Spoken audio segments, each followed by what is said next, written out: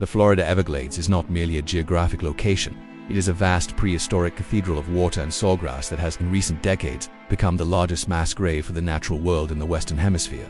To stand in the heart of the glades at 3 in the morning is to stand at the edge of the world, where the air is a thick, suffocating shroud of moisture that smells of sulfur and decaying vegetation. You are miles from the nearest flickering street lamp, surrounded by a silence so heavy it feels physical, pressing against your eardrums like the weight of deep water. But this silence is unnatural. It is an artificial quiet, the result of a biological invasion so absolute that it has effectively erased the heartbeat of the swamp. For years, the Burmese python has reigned here as an undisputed shadow, an invasive titan growing to lengths that defy biological logic. But lately, the hierarchy of the dark has shifted. The history of this nightmare begins in the 1970s, an era defined by a dangerous fascination with the exotic and the untamed. During this time, the United States became a primary destination for thousands of Burmese python hatchlings, imported from the jungles of Southeast Asia to satisfy the vanity of pet collectors. These snakes were sold as novelties, often to people who had no understanding of the physiological potential of a constrictor. A hatchling that fits in the palm of a hand quickly transforms into a predator that requires a room of its own and a constant supply of vertebrate prey. As the snakes reached 3 and 4 meters in length, fearful and overwhelmed owners began driving to the edge of the Everglades, releasing their pets into the wild under the delusional belief that they were returning them to nature. The ecological catastrophe was cemented in 1992, when the fury of Hurricane Andrew leveled the landscape of southern Florida. The storm, a Category 5 monster, tore through research facilities and exotic animal warehouses, flushing hundreds of breeding-age pythons into the black waters of the swamp in a single night. Since that cataclysm, the invasion has been mathematically unstoppable, as the pythons found an environment that mirrored their ancestral homes but lacked any of the natural predators or diseases that kept their populations in check. They began to breed in the darkness, their genetics weaving into the fabric of the Florida wilderness until they became a permanent, scaling plague. Today, they are no longer guests in the swamp. They are the architects of its destruction. To look at a full-grown Florida python is to look at a creature designed by evolution for the absolute consumption of life. These are not merely snakes. They are massive, muscular tubes of pure destruction, with some specimens reaching nearly 7 meters in length and weighing as much as a small adult human. Their bodies are composed of thousands of vertebrae and a complex network of muscles that allow them to exert enough pressure to stop a heart instantly upon constriction. They do not hunt by sight in the way mammals do. Instead, they possess loreal pits that allow them to see the heat signatures of their prey in total darkness. In the blackest night of the Everglades, you cannot hide from a hunter that sees your internal temperature as a glowing target against the cold mud. The physical power of the python is matched only by its incredible metabolic efficiency and its ability to remain invisible. A python can slow its heart rate and metabolism to almost zero, waiting for months in a state of suspended animation for a single meal to walk by. When it does strike, its teeth curved backward like iron hooks ensure that every struggle by the prey only pulls it deeper into the snake's throat. Have you ever stopped to think that the videos you just watched, with flawless scripts and engaging narrations, might have been created by someone who never even touched a camera or a microphone? There is a new digital elite profiting heavily behind the scenes of YouTube and social media, building massive channels without ever showing their faces or spending thousands of dollars on equipment. While most people are frozen by the fear of being on camera, these individuals are using the hidden power of artificial intelligence to generate automated content that works and earns for them 24 hours a day. The secret to dominating this game isn't about having a famous face. It's about knowing how to command the right tools to create scripts, voices, and visuals that magnetically hold the audience's attention. I've gained access to a strategic method that reveals the exact roadmap for you to build your own invisible digital empire. Mastering AI to turn clicks into a real source of income. It is the perfect opportunity for those seeking financial and geographical freedom without having to deal with the pressure of being a public figure on the internet. Best of all, you can seize this opportunity right now for a symbolic price. The complete training is under an exclusive promotion, dropping from $97 to just $17. This is your passport to unlocking the knowledge you need to start your professional journey with AI today.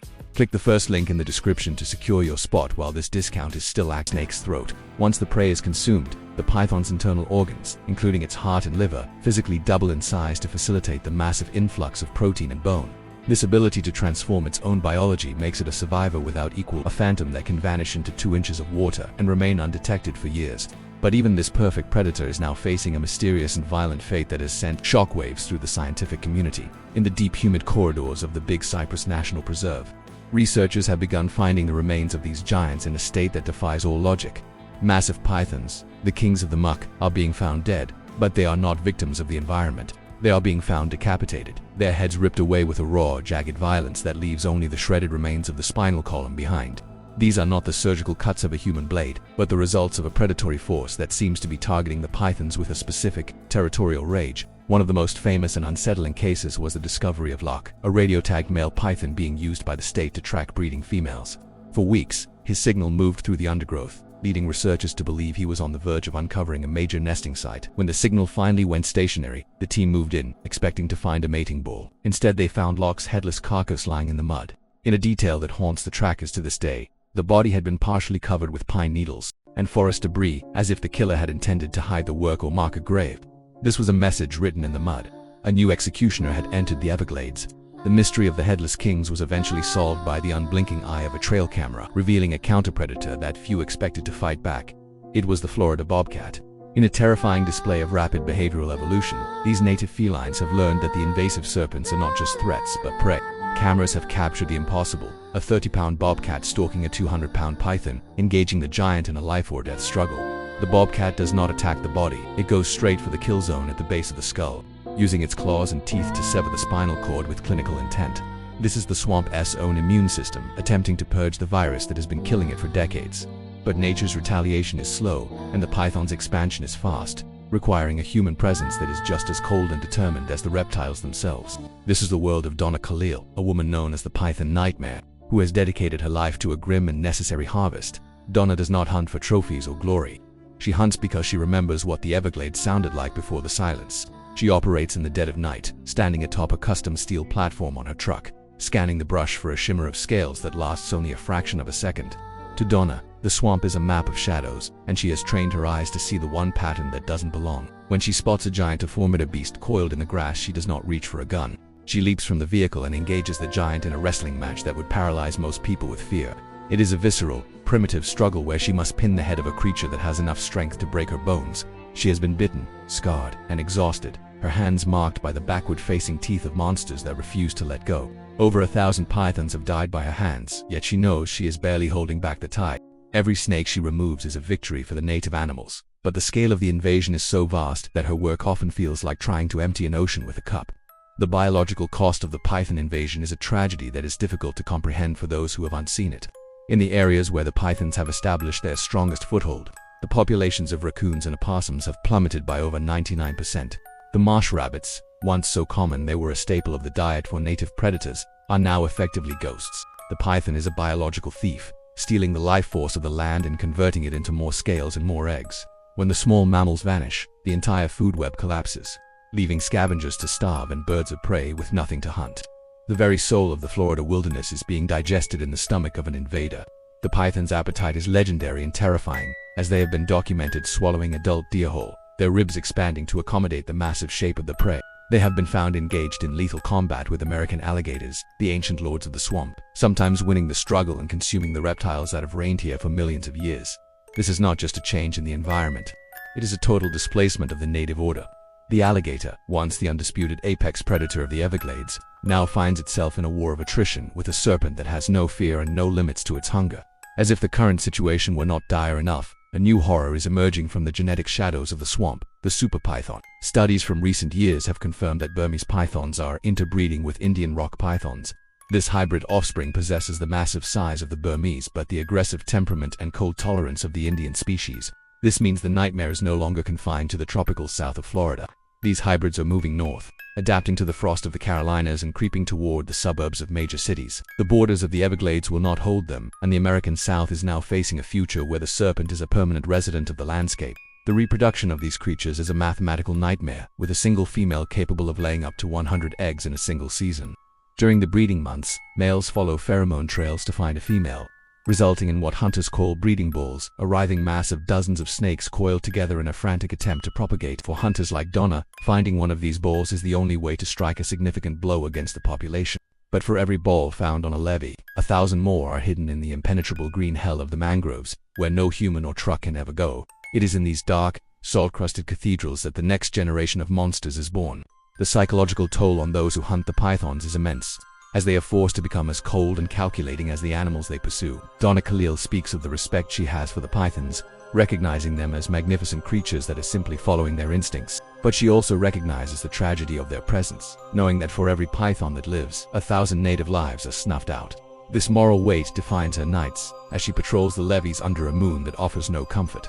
She is a soldier in a war that has no end, fighting for a landscape that is slowly disappearing into the stomach of a silent enemy. The Everglades at night is a place of absolute darkness, where the humidity clings to your skin like a damp cloth, and the insects provide a constant, buzzing backdrop to the silence. In this environment, your mind begins to play tricks, transforming every fallen branch into a tail and every ripple in the water into a striking head. The fear is not of the unknown, but of the very well-known, the knowledge that a 6-meter constrictor could be lying inches away from your feet, completely invisible. This is the reality of the Florida wilderness in the 21st century, a place where the grass has eyes and the water is never still. The decapitated snakes found in the mud remain a symbol of the swamp's desperate resistance, a sign that the environment is trying to purge the invader in its own violent way. The bobcats that carry out these executions are the unsung heroes of the Florida woods, small warriors standing against a tide of giants. But the scale of the problem is so vast that even these acts of feline bravery are not enough to turn the tide. The invasion is self-sustaining, a biological machine that produces more monsters than the environment can ever hope to kill. We are witnessing a world in transition where the ancient laws of predator and prey are being rewritten in blood. The state of Florida has attempted to intervene with python challenges, inviting amateur hunters from across the world to help clear the glades. While these events bring awareness to the problem, they also highlight the difficulty of the task.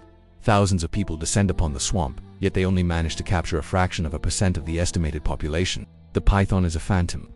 It evolved in the dense jungles of Asia to be undetectable, and it has mastered the art of disappearance in the Florida sawgrass. You can walk past a 20-foot snake a dozen times and never know it was there until it chooses to move.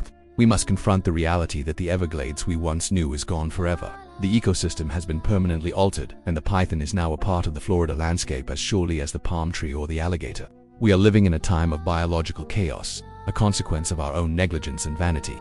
The sins of the exotic pet trade have come home to roost in the form of a predator that is eating the state from the inside out. The headless kings of the muck are a warning, a sign that when we disturb the balance of nature, the consequences are violent, permanent, and far beyond our control.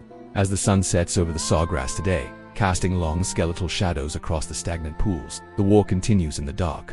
Donna Kalil will be out there, her lights cutting through the blackness like a blade. The bobcats will be watching from the shadows, waiting for their next chance to strike. And deep in the unreachable heart of the swamp, the giants will continue to grow, waiting for their moment to expand their kingdom even further. The silence of the Everglades is the only story that remains, a grim reminder that the serpent has already won the first round of the war for the American South. Do you truly know the story of the ground you walk upon, or do you believe that the walls of civilization are enough to keep the darkness at bay? Have you ever looked into the woods at night and felt a chill that had nothing to do with the temperature? A sense that something old and cold was watching you? The story of the Florida python is a cautionary tale for all of humanity, a reminder that the monsters we create will eventually come looking for us in the dark. If you have the courage to follow us further into these archives of the macabre and the unexplained, leave a like and subscribe to the channel. We are the chroniclers of the silent wars and the hidden horrors of the world. Tell us in the comments, do you think the Everglades can ever truly be saved, or has the shadow already grown too long to be pushed back? The air in the swamp is never truly still. It carries the scent of things that have been dead for a long time and the musk of things that are waiting to kill. In the silence between the cricket chirps, you can almost hear the slow, rhythmic breathing of a creature that has been alive since the age of the dinosaurs. The python does not feel fear or remorse. It only feels hunger, and the Florida wilderness has provided it with a feast that will last for generations. We are the witnesses to a slow-motion apocalypse, a biological collapse that is happening in real time beneath the beautiful, golden sun of the Sunshine State. The decapitations are more than just a mystery. They are a manifestation of the swamp's rage, a violent pushback against an entity that does not belong. But as the super pythons migrate and the breeding balls multiply, the violence will only escalate. The war for the Everglades is a war of attrition, where the prize is a landscape that may never recover its original soul. We are the observers of a tragedy, documenting the end of one world and the birth of a new, much darker one. The grass is tall, the water is deep, and the serpents are waiting. This is the reality of dark Florida. As we conclude this descent into the heart of the serpent's kingdom, remember that the map of the world is not as stable as we like to believe. A single mistake, a single storm, and a single released pet can change the face of a continent forever.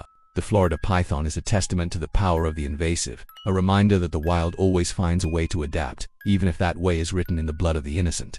Keep your eyes on the shadows and your heart guarded.